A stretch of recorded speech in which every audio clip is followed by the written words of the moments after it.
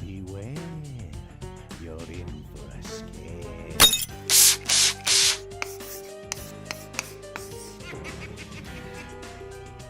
We began talking about Goosebumps with the original version of this story. So, what can a sequel do that doesn't just tread on the toes of what came before?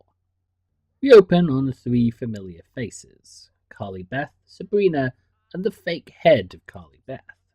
And if Sabrina looks familiar to you, she should. She also played Sue in A Night at Terror Tower, which may mean she's in the most Goosebumps episodes of any actor. However, this is not entirely the same Carly Beth, as her experience with the haunted mask has improved her courage, letting her scare Steve and Chuck, who were lying in wait. And while Chuck is played by the same actor from the original tale, Steve is now being played by the same actor who portrayed Michael Webster in Cuckoo Clock of Doom.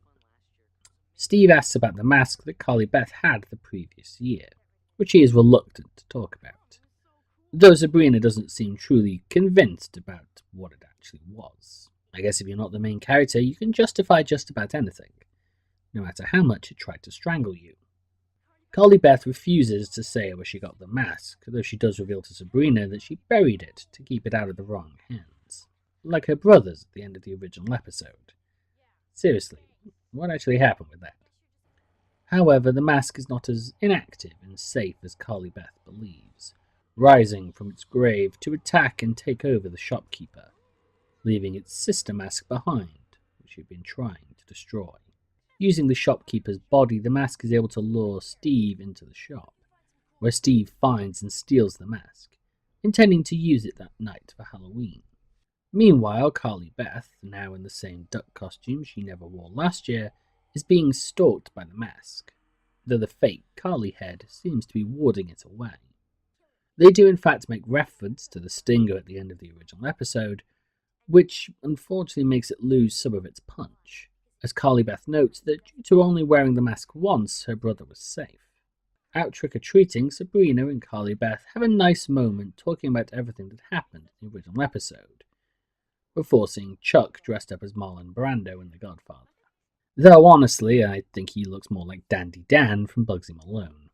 Chuck tells Carly Beth and Sabrina about the shop they found, which worries both greatly, but they soon drop it and head off, with Chuck encountering Steve wearing the mask, which has already begun to affix to his face, and it begins to have an effect on him far quicker than Carly Beth, perhaps showing how easily the mask can affect someone whose intentions are much less pure than Carly Beth's. But with Chuck enlisting Carly Beth and Sabrina's help, can they save Steve before it's too late? Or will Steve's punishment fit the crime and he'll become as ugly on the outside as he'd begun to become on the inside?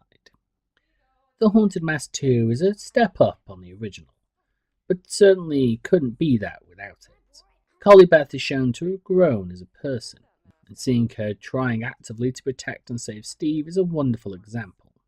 The mask also gets its own level of growth, showing it to be far more calculating and sinister than in the original, seeking to reclaim what was stolen from it and using another's weakness to try and make that happen. It also helps that in comparison to the Night of the Living Dummy episodes, the story doesn't try to obscure the villain and act like the audience has no idea who is behind everything. This is one time that the writers decided to heavily change from the original book, and I truly believe it was for the better. Expanding instead of mirroring, and showing how someone can learn from their own mistakes, and someone else's. But we must move on once again to another episode that has to be seen to be believed. If you can, that is. I must hurry.